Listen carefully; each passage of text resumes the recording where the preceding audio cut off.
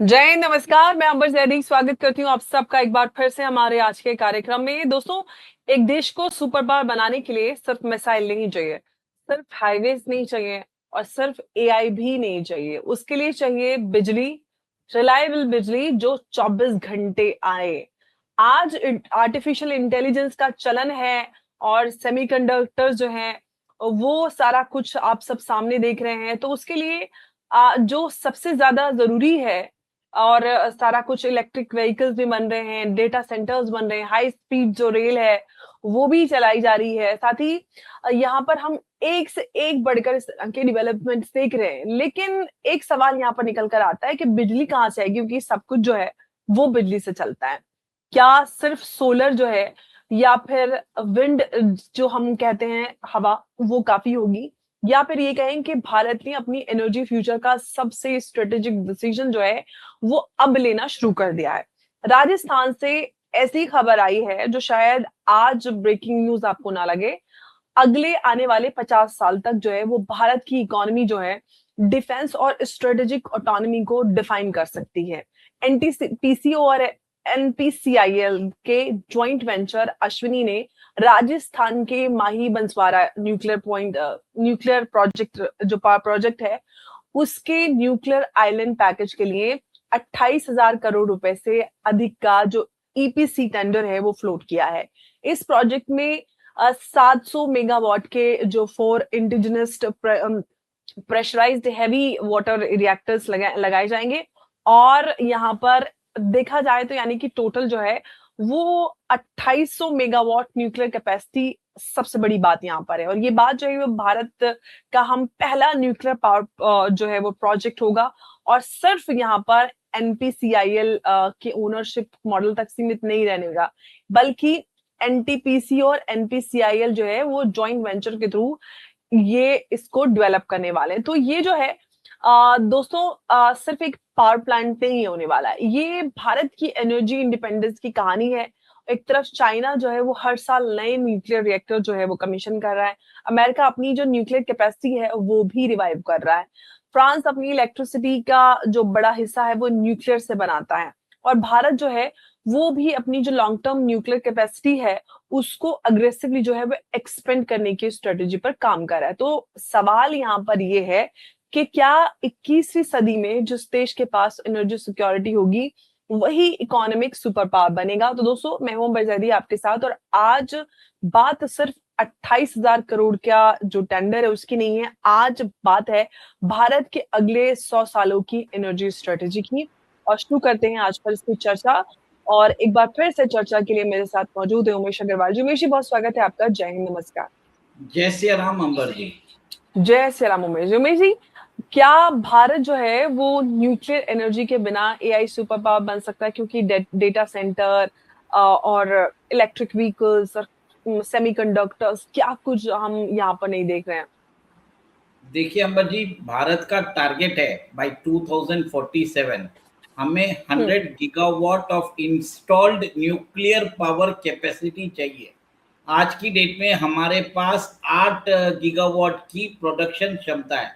अंबर जी, आज देश के अंदर 7 साइट के ऊपर 24 न्यूक्लियर रिएक्टर्स जो है वो चल रहे हैं, जिसमें तारापुर है, फिर बाद में कुडनकुलम है, और भी जगह पर एक तरह से न्यूक्लियर एनर्जी के ऊपर काम होना चालू हो गया है। और उसी के अंदर आप देखिए कि अभी केंद्र सरकार ने 28,000 करोड़ का जो राजस्थान के अंदर न्यूक्लियर पावर प्रोजेक्ट डालने का उन्होंने अभी प्लान डाला है। और इसके लिए उन्होंने एनपीसीआईएल और एनटीपीसी मिलकर एक कंपनी फॉर्म किए हैं जिसका नाम है अणुशक्ति विद्युत निगम लिमिटेड, जिसको अश्विनी के नाम से बोला जाता है। अम्बा जी, सबसे बड़ी बात है कि इस प्रोजेक्ट के अंदर चार न्यूक्लियर रिएक्टर जो 700 मेगावाट की बिजली प्रोड्यूस कर सकते हैं, वो रिएक्टर जो है इंडिया के अंदर डिजाइन किए गए थे। इसको बोलते हैं PHWR रिएक्टर, मतलब प्रेशर हाई वाटर रिएक्टर है। और जिसके कारण देश के अंदर जो हमारी इंस्टॉल कैपेसिटी है वो 2.8 गीगावाट्स बढ़ जाएगी। अंबर जी, सबसे बड़ी बात है कि जैसे आपने बताया है कि आज जो है देश के अंदर डेटा सेंटर का बूम लगा हुआ है। Hundreds of billions of dollars के इन्वेस्टमेंट्स जो हैं वो अभी कमिट हो चुके हैं। तेलंगाना हो, फिर बाद में आंध्र प्रदेश, हर जगह, मतलब उत्तर प्रदेश और सब जगह चालू हो चुका है, महाराष्ट्र में भी आ रहा है। तो इसके अंदर प्राइवेट सेक्टर का भी पार्टिसिपेशन जरूरी है।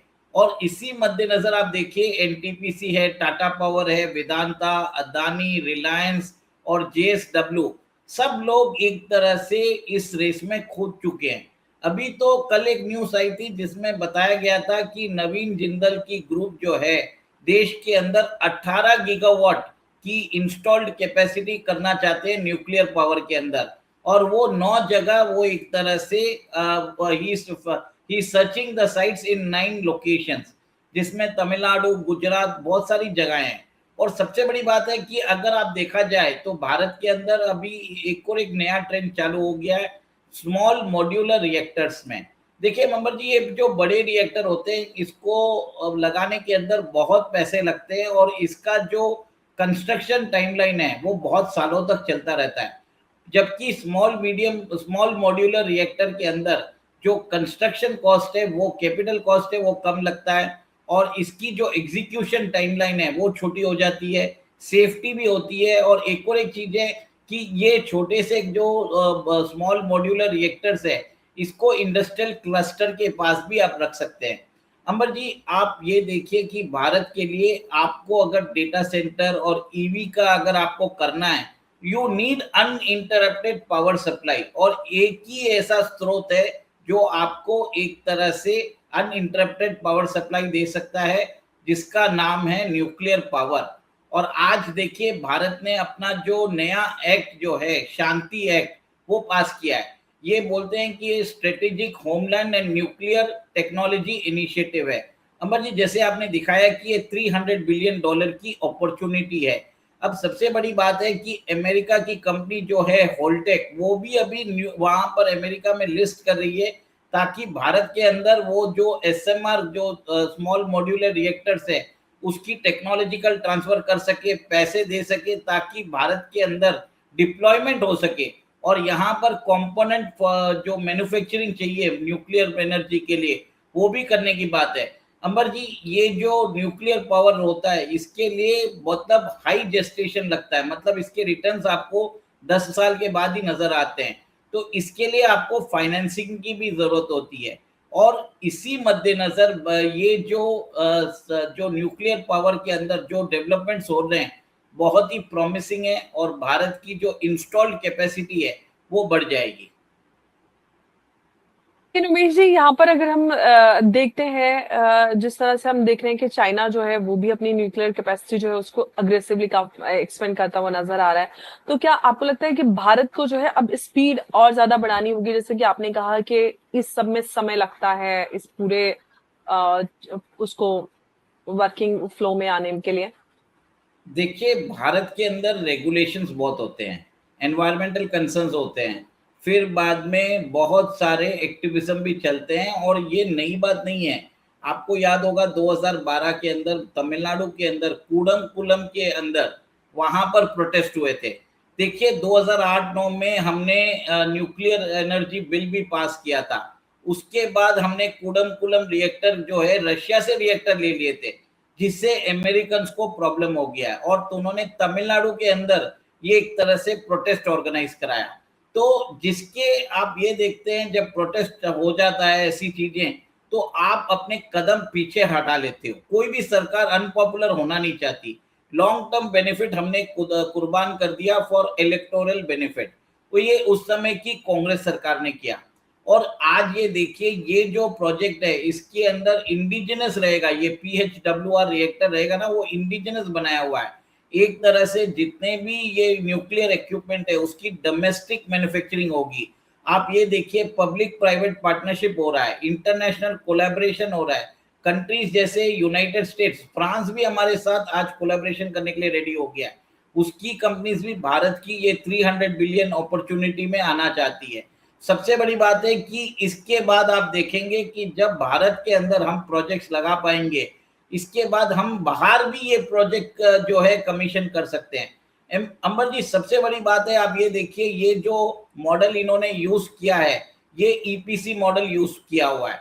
और सबसे बड़ी बात आप ये देखिए कि ये 2800 मेगावाट का मेगा एक तरह से ये कॉन्ट्रैक्ट है, जिसके अंदर जो कॉन्ट्रैक्टर है उसको इंजीनियरिंग करनी पड़ेगी, डिजाइन करना पड़ेगा, सिविल सप्लाई, सिविल कंस्ट्रक्शन करना पड़ेगा, installation, testing, commissioning, operation and maintenance करना पड़ेगा। और ये जो engineering, procurement and construction model है, ये सिमिलर मॉडल हम बाहर भी यूज कर सकते हैं। एक तरह से इंडियन कंपनीज को प्रिपेयर किया जा रहा है कि आप ओवर सीज प्रोजेक्ट्स में भी बिड कर सकते हो। देखिए, आपको ये बता देता हूं कि जो रशिया ने अभी बांग्लादेश के अंदर जो न्यूक्लियर पावर प्लांट के लिए जो उन्होंने हेल्प किया था, वो इंडिया के बोलने पे दिया था। रशिया उधर से बना के देने वाला था, उसकी जो मेंटेनेंस है वो इंडिया करने वाला था। अब उस प्रोजेक्ट की क्या मेरे ख्याल से उसका टाइमलाइन क्या होगा मुझे नहीं मालूम, पर ऑलरेडी ऐसी पार्टनरशिप भारत कर रहा है, जिसमें वो पहले क्या था, जो रिएक्टर्स होते थे वो रशिया में बनते थे। अब भारत ने इंडिजिनसली वो रिएक्टर बनाने वाली जो टेक्नोलॉजी है वो अपने देश में विकसित कर ली है। तो ओवरसीज प्रोजेक्ट्स में भी आप देखेंगे कि भारत को एक तरह से बहुत बड़ा जंप मिलने वाला है। अंबा जी, सबसे बड़ी जी। बात है, आप देखिए कि कजाकिस्तान के साथ हम न्यूक्लियर फ्यूल ऑलरेडी ले रहे हैं, यूरेनियम। जी। उसके साथ जब मोदी जी अभी गए थे, उन्होंने कनाडा के साथ किया था और अब ऑस्ट्रेलिया के साथ भी कर लिया है। तो जी। ऑस्ट्रेलिया के पास 1/3 है वर्ल्ड का यूरेनियम रिजर्व।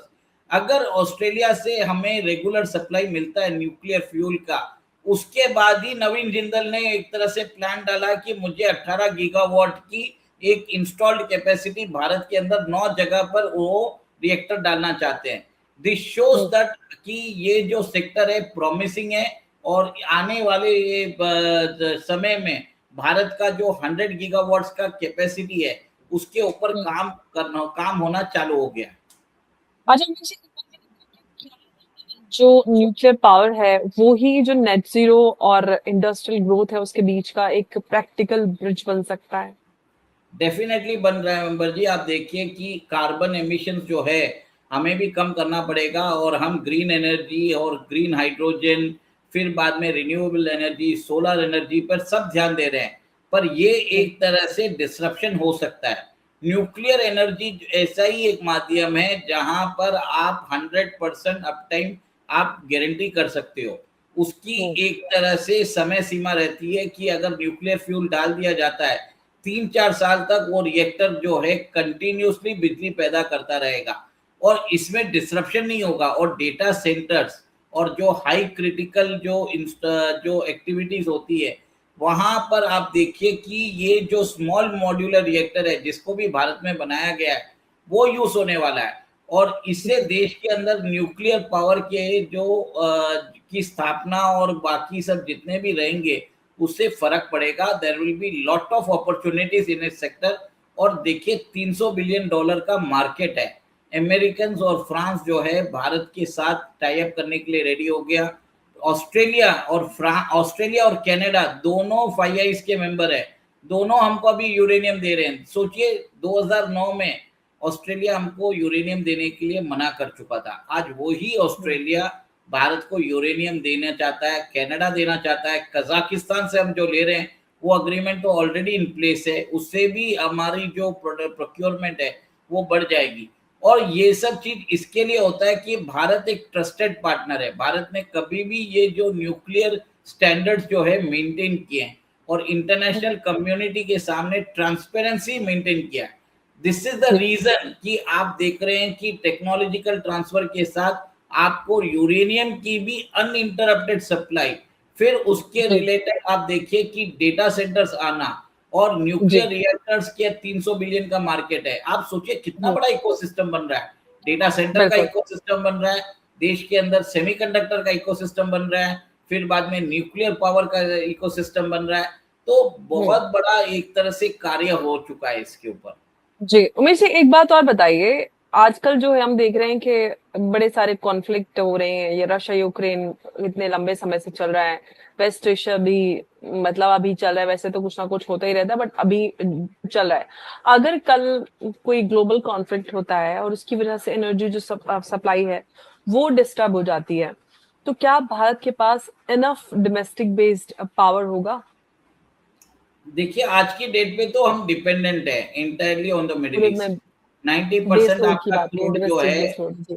90% आपका क्रूड जो है डोमेस्टिक क्रूड, वो आपका इंपोर्ट ही होता है। 50 to 60% आपकी गैस है इंपोर्ट होती है। हम्म डोमेस्टिक में हम ईवी अडॉप्शन की बात कर रहे हैं और ईवी अडॉप्शन के लिए भी हमें पावर की जरूरत है।